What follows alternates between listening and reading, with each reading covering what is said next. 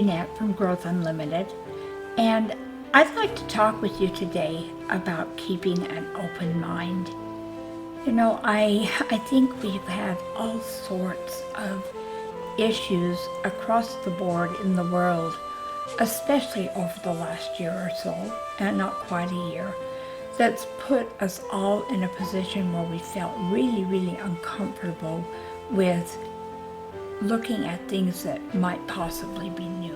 And it's interesting that it happened at this particular point in time for people in the world, because this is a time of life when all of us are being forced into a situation where things are new, things are changing, and no matter how much we wish they would go back to the way they were, it doesn't look like they're going to.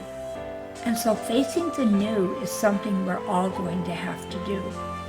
And if we can't face it with an open mind and with willingness to look forward and move ahead, then where is that going to put us? Today I want to share with you some of the things that I am doing to try to maintain an open mind even when it's difficult. First of all, I try to maintain a level of curiosity about what's going on. I want to find out the information about it, and so that when I do make a decision, I can make an informed decision. I don't run away from challenges. And if I feel a little bit uncomfortable or fearful about something that seems new or difficult to look at, I don't automatically shut down and say, no, I don't want to do it. Instead, I look for more information. And to give you an example of what this kind of situation has been like, I recently was presented with a new business opportunity. And it's one that I had been looking at to share with my clients, because many of them are looking for business opportunities too, needing to increase their income. And this particular business opportunity, at first glance, was something that I felt was a little bit suspect, because it made me feel a little bit uncomfortable, not because the business was unacceptable or illegal in any way, shape, or form, not because it was shady. It's a multi-billion-dollar company that has a long track record of success, but because it was a business that was in a marketing form that I have had some difficulty with in the past.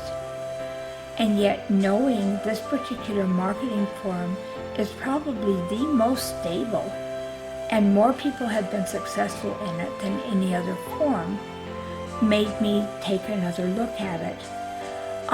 It was really interesting to me, because as I looked at it, I did decide to give it a try and test it out, and interestingly enough, I am making money at it.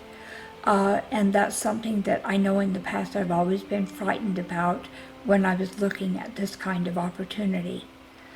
The thing that I found interesting is, as I shared it with people after I had tested it, after I knew that it was legitimate and that it was something that I could make money with, I tried to share it with people that I cared about.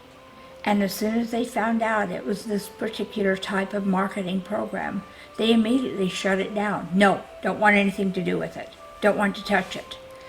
And it kind of saddened me, because the opportunity that they were turning down is closing a door for them that they may wish in the future that it is opened.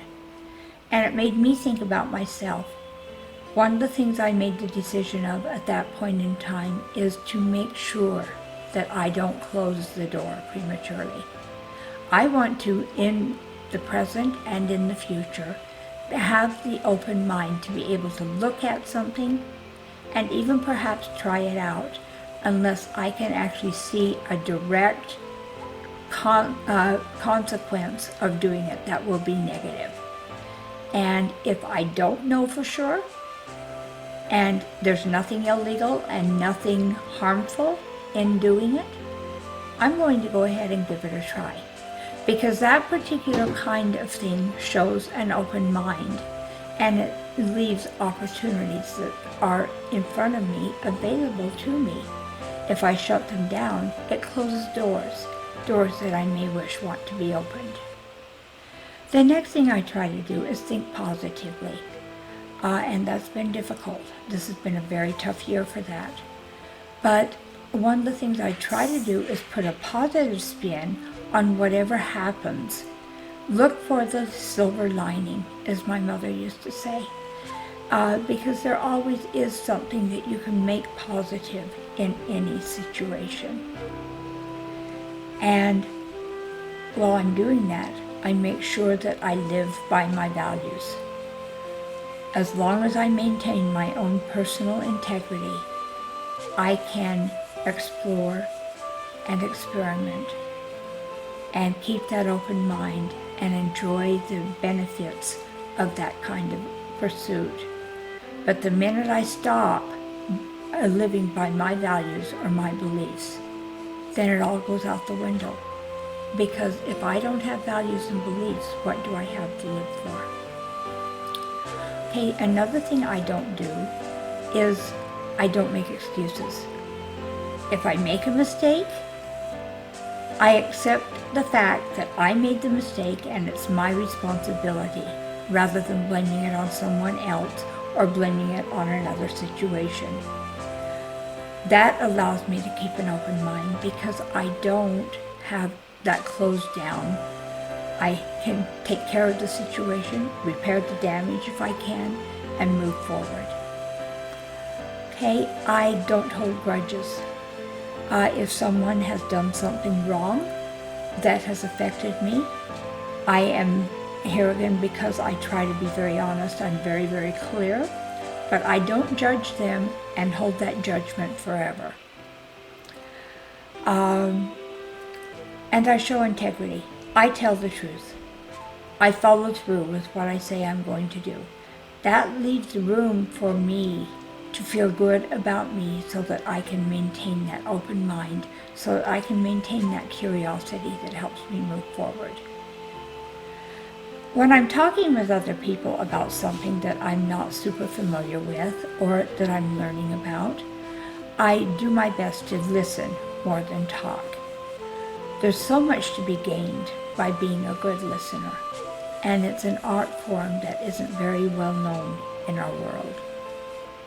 If I am trying to express my opinions and push my opinions on somebody else to get them to move my direction, then I'm not keeping that open mind. I'm not having that level of curiosity that will help me move forward. There are times when, once you have gone through the situation and you have explored it thoroughly, that you do need to put your foot down and be very, very direct, very, very concise. When you have a situation where somebody has done something harmful to themselves or to you that affects you, then what you need to do is let them know that that's not going to fly, and that is not time for being open-minded, and that's something else we need to keep in mind. Okay, but always, it's really important that we respect other people. I never once put my wants or my needs above someone else's. At least I try not to. Once in a while it creeps in, but as soon as I discover that that's what's happening, I back off, I apologize, and I take responsibility for me. Okay, and let's see, next on my list, I make my own decisions.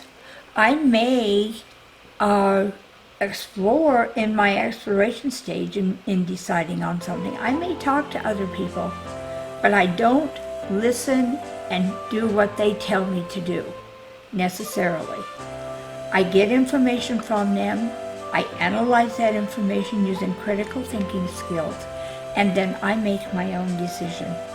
That way I can be responsible for me and the choices that I make. And I'm not selling out on my values and my principles.